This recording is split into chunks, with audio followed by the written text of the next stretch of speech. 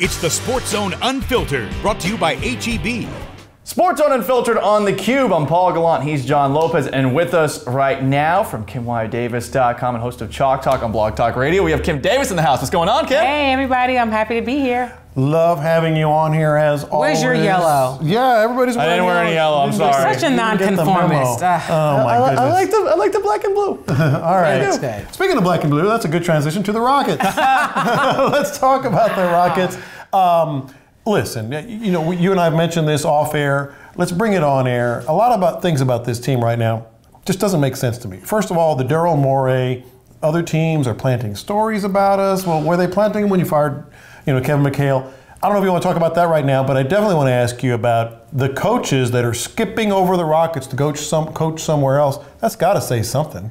Well, I think it says a couple of things. I think it says, you and I mentioned it, we talked about it off the air, maybe people aren't excited about coaching James Harden. Right. He's an amazing offensive individual talent. I like to always say Individual that talent. because he is. But I think it's a combination of not just James, but maybe Daryl Morey, because it's about what are the parts that are going to make this team a whole. Right. They may only have, if you look at who's going to come back, I can think of 4 or 5 guys that say, okay, they're probably back. Maybe, at the most. Maybe. Yeah. Maybe it's just 3. But the roster's going to turn over, and that's Daryl Morey's responsibility. So I think it says a combination. I'm not sure what we're going to have to work with because you And can't what kind even of power talk to you're gonna have. free agents until July. Right. You got to get a coach before then, and they're like, I don't know what they're going to do. Let me just go somewhere else. And what kind of decision making am I going to have power? Right. And that's why Thibodeau, I think, left. Well, and the other thing is, we know this to be the case. James Harden is going to have to sign off on that guy. Sure. He is. And so if you look at the list of people that we've been hearing, who is he going to sign off on? Kenny Smith?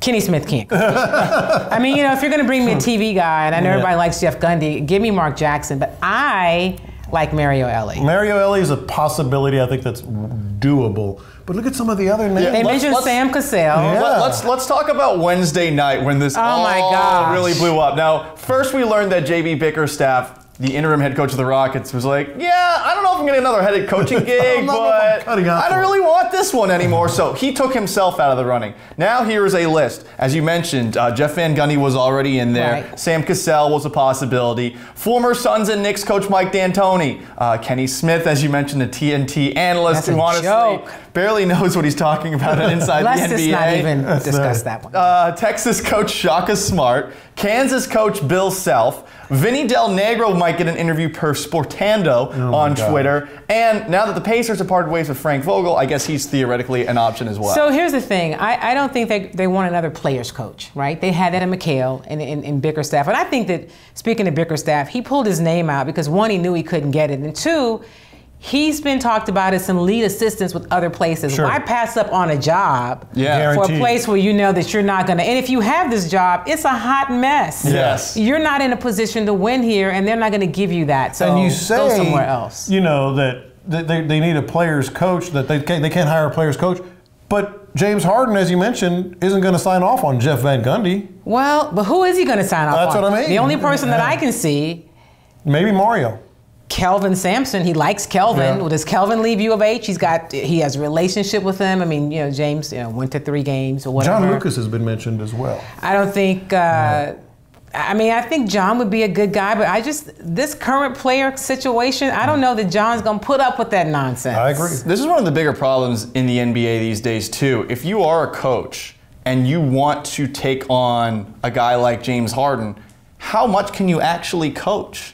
Because it seems like the good players in this league, they now have the final say. And that's great if you're a really good player, but when you had as many problems... that will be respectable to the process. Exactly, and Harden wasn't respecting the process. Well, here's the other thing. If we year. think about, let's look back last summer, or 2 summers ago, when he played for Team USA, and he played for Mike Kay.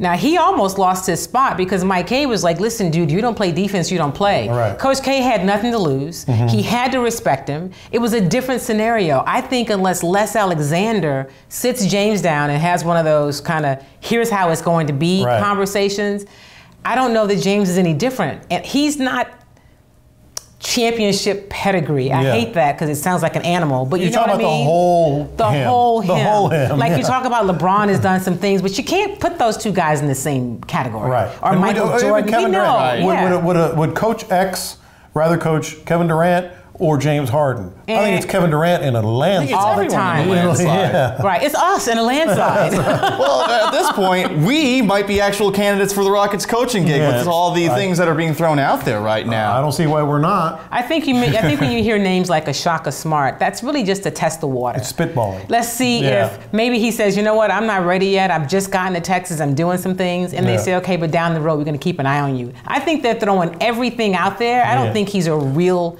candidate for them. Mike Vogel, I mean, I like him, but I don't know that he's so different than what you had. Right. Now, I'll say this about Frank. He got that team to overachieve despite having very minimal talent, and they actually have been pretty good the last 2 years. I mean, they took Toronto to 7 games in the first round of the Eastern Conference playoffs, but is he going to be compatible with James Harden? And that's what ultimately everything's going to come down to. And that's what's so frustrating for at least me. Can you work with James Harden? Because if you're going to be the coach, I need to know if you can. Okay, so here we are. Leave it at that, yeah. She's Kim Davis. You can check her out at KimYDavis.com. More good stuff like this. And Blog Talk Radio, Chalk Talk, every single week. Coming up next, we're going to bring Cody Stutes aboard the program to talk about some of the Houston Texans draft picks. You don't want to miss it at SportsZone Unfiltered on the Cube. Let's keep on hanging. Don't go anywhere. The SportsZone Unfiltered will continue after the break.